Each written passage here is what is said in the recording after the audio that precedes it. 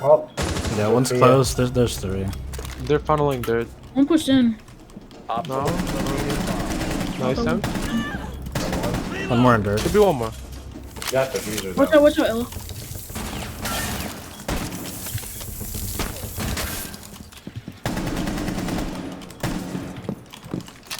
Watch me stairs, Ella. Base is dirt. Hey, what's going on, guys? Simply here, and today we're going to be going over our second site in the Clubhouse How to Defend series.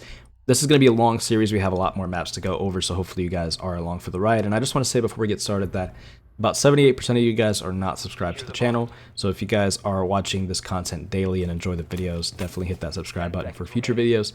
And anyways, guys, let's get into the video. Alright guys, so we're going to start out with smoke just because typically smoke is in your lineup.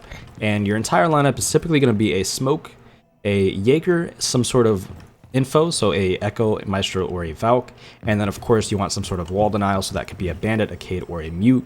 And then when it comes to the fifth operator, it can kind of be whatever you guys want. You could bring another set of info, you could bring, you know, an Echo and a Valk, you could bring a Maestro and a Valk, you could bring double deny, you could bring, you know, somebody with impacts, the impact trick, the cash wall if they do a construction push. But that's kind of going to be your main lineup. You want to keep the four ops that I said first, and then you also can kind of have the fifth just kind of be whatever whatever the team wants. So moving on to the rotate holes, the first rotate hole we're going to have here is going to be top red.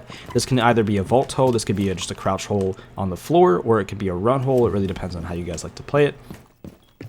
Moving on to the second rotate, we have your rafters rotate into server. So this is just to rotate between server and rafters, and typically you would have a shield right around here just to kind of cover the person going in and out, as well as covering the person if he is sitting in 90, getting pressured heavily from the bottom of garage. They can't, you know, shoot him through the rotate hole there. And then the next set of rotate holes that you want is just some line of sight to throw smokes, to throw nitros, or if you can, you know, if you hop onto these tables here, this table and the green box, you could actually see the rafters window. If you hop on green box, you could see all the way to the rafter stairs. So if you have somebody with like a Jaeger, somebody with a better gun, typically with smoke, it's kind of hard to hit these shots from this far away consistently. So having somebody with a better gun in this situation, kind of get an angle down the rafter stairs, and you can help out the person that's playing rafters.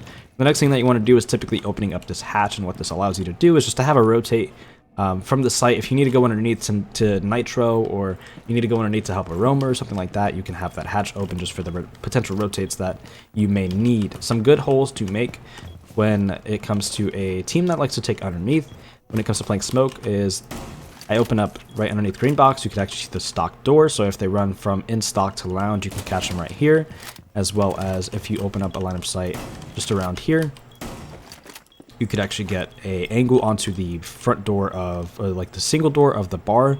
When they run from the front door of bar into lounge, you could see them when they run in. And again, that should be a free kill there. But those are some really good angles to have, and that's pretty much it with smoke. You would want to reinforce this top red wall, and then you're going to be the person that also reinforces the top rafters wall. So you just get two single walls. You don't get a double wall anywhere. I'm gonna pick up the shield here in this case, but you're gonna go ahead and reinforce this off. And that's pretty much it when it comes to playing smoke. You're going to place your shield right back where I had it, just right on this reinforcement. And that's the smoke setup for this site, just the kind of common setup that you're going to have. So we're going to move on to Jaeger. Okay, so moving on to Jaeger here, we're just going to start with reinforcements, just to get that out of the way. So the reinforcements that you're typically going to do is just any two of these garage walls. It really doesn't matter. But you're going to go ahead and get two garage walls. And once you do that, a lot of people play Jaeger differently on this map. Sometimes you have a Jaeger playing in rafters, sometimes you don't have a Jaeger playing in rafters. So I'm going to show you the case of not having a Jaeger play rafters. So your first ADS, you might actually put two up here. It depends if the team is doing a full garage clear and you know that. So you want to put two ADSs up here sometimes, but we're just going to put one for now. You're going to have your rotate into the objective from rafters. Your second ADS is going to go on top red. And you're going to have this next to the drone hole primarily for a team that does a server wall. Well, everybody opens up server wall, but a lot of the time they like to Zofia stun through the drone hole for the bandit tricker. So sometimes you want to actually ADS trick this, but you put an ADS here just to deny any sort of utility coming from the drone hole. And then the third one, if you don't put two on the rafter side, it's always good to have one near server window, or you actually can place it behind the bomb chassis, but having it near server window is always better, just so that any nades or flashes coming in from server window will get ADS'd by that. So besides that, your barb, you're gonna have one set of barb on the red stairs, and you want to probably put it a little bit higher than that, but putting some barb on red stairs, and then your second set of barb is going to go either on the garage door or the rafter stairs here, just so that you have that sound cue and it slows them down when they're coming up the rafter stairs. But when it comes to playing Jaeger, that's pretty much your main setup with every piece of utility and reinforcements, and your positioning when it comes to playing smoke. You're supposed to be the roamer in this case. In this objective, roaming is sometimes a little difficult, so it really depends on how you like to play your Jaeger. So typically you would either want to roam, or if you want to kind of do an early roam and a late flank, you can kind of roam underneath, roam downstairs, try to burn a little bit of time by fighting lounge and fighting secret. But ultimately what you can do is you could just pretty much sit in blue, contest those different gunfights, and then you want to try to stay alive in those instances and make your way all the way back to master. If it's a team that does a master take as well, if they do a split push, then a lot of the time you want to worry about flanking, because most teams are going to have some sort of flank drone or somebody watching the flank actively, so you want to be careful with flanking like that. But if a team that's not doing a master take, a lot of the time you want to rotate back to site, because having Jaeger's gun on the objective once they get the wall open and they start pushing garage is always good, because like I said in the last clip, when you have this line of sight on green box, although it is an angle that's pre-fired a lot by teams, it is a better angle to fight with Jaeger to win more of those gunfights. But again, having Jaeger's gun on site late round is always good, so you can roam early round, you can try to get flanks, you could try to contest some gunfights, but late round, always try to get back to site unless you're making plays underneath. A lot of the time teams go underneath with a buck or a Zoe, and sometimes you want to have the Jaeger contest that. So depending on where he is on the map, you want him to contest that. He can either drop the hatch, he could already be roaming by the bar or something like that in the basement, and have him go for a flank. It's really just playing it by ear as a Jaeger player. There's no real way to play Jaeger on this objective. It's just a lot of, making plays, looking for opportunities. So that's pretty much it with the Jaeger. We're going to move on to the next operator, which will be the wall denial. Alright, so moving on to the wall denial in this objective, we have Bandit, Mute, or Cade. If you are playing Bandit, Mute, or Cade, you're going to reinforce this wall just because it's the easiest wall for you to get, and this is going to be one of the main walls that you want to worry about bandit tricking if you are Bandit. If you're playing Mute, just place your Mute jammers down either on this wall, the two garage walls, as well as the cache wall, or you can have that fourth Mute jammer somewhere else in this case. But typically when it comes to playing the Cade, you can play Cade in two ways. You could either try to Cade trick this wall and the other site wall and cache, or you can actually just Cade trick these two walls by playing rafters. If you play rafters with Cade, you just throw a Cade at the number 1 right here and the number 2 on the floor right there, and you will actually hit both of the two walls. So it is doable to Cade trick that. If you do play Cade in that situation, I recommend bringing the AUG just to have a better gun for those engagements, or a more reliable gun in those engagements. So besides that, moving on to the bandit tricking, you want to bandit trick this wall as much as possible and as long as you possibly can. It will get very difficult. You have Zofia stuns coming through the drone hole, you have nades coming in from server window, you have people going underneath to try to open up this floor to deny the bandit trick. It's very difficult. But when it comes to playing bandit here, you want to do everything in your power to try to bandit trick. Of course, don't try and die in the situation. If they're going underneath really heavily, or if you hear, see nades coming in or hear nades coming in through the server window or something like that, or if they stun through the drone hole, you probably are not going to get the wall, so you just want to stay alive in that instance. So you want to make sure that you get away if possible. But if it is available for you to bandit trick, if they're not doing anything to try to stop you bandit tricking, then you should always try to bandit trick this wall here. So that's pretty much your main job when it comes to the point of they get the breach open. If you can't bandit trick, of course you want to get out, like I said, and typically if you have the rotate between red and cache, you would just run out to red because that's kind of the safest path out. If you're getting naded or anything like that, you just run out to red, you vault through this rotate here, and you just chill and cast for a bit. You kind of play your gun, you play the info, and of course late round with these holes over the cache wall into server, you could actually nitro over those walls over the server rack, and it actually hits this reinforced wall, and it'll kill anybody trying to plant on this default spot. If they're planning anywhere else, a really good thing for you to do if you do have info, like I said before, is if you have this hatch open in construction, you could drop the hatch and you can also nitro underneath if you have the info from your team with the Maestro or the Valk or something like that. So that's pretty much your main job. That's what you're going to do as bandit. And of course, if you don't case your nitros off, then you just play on site with your gun. You have a really good gun with the MP7, so you could take a lot of gunfights that the smoke player really can't take or shouldn't be taking. So of course, having the gun in sight is always good as well. But moving on to the next op, which will be our info operators. Alright, so we're going to bring the Maestro in this case just because a lot of the time he is available, and we're going to talk about the info. So your first Evil Eye is going to go over to the CCTV wall. You're going to hop on this desk, break the computer, and place your Evil Eye there. And this is just going to give you info on the server breach. When they get the wall open, you can see if anybody's repelling, if they're running in, you can see if they go to default plan or anything like that. And then moving on to your reinforcements. We'll move on to our second Evil Eye in a moment. So your reinforcements are going to be right here on the other two garage walls. For the Jaeger, got the left side. The info op will get the other side.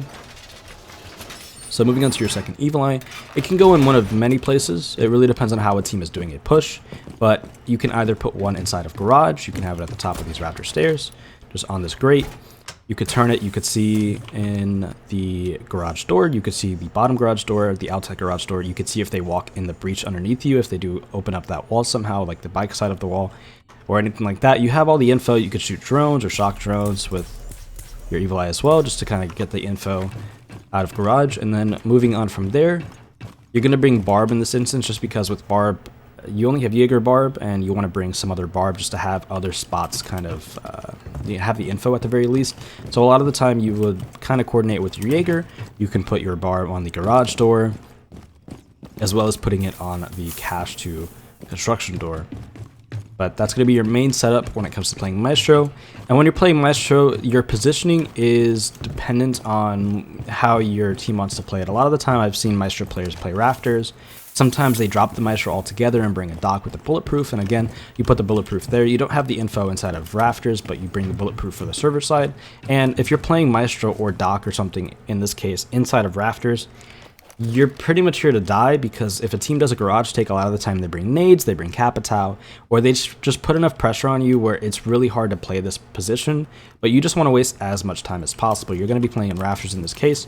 You're going to take gunfights that you feel like you can win, but your whole point is to try to stay alive as long as possible. So if you can waste a minute and a half, 2 minutes on the clock, that's perfectly fine. Try to trade yourself, try to at least get one kill, but for the main purpose of this position is just to waste as much time as possible for a team that does a garage take. If it's a team that does a split take, so they open up that server breach and then they go for the master take, you can still again play in rafters. You also may want to rotate this Evil Eye.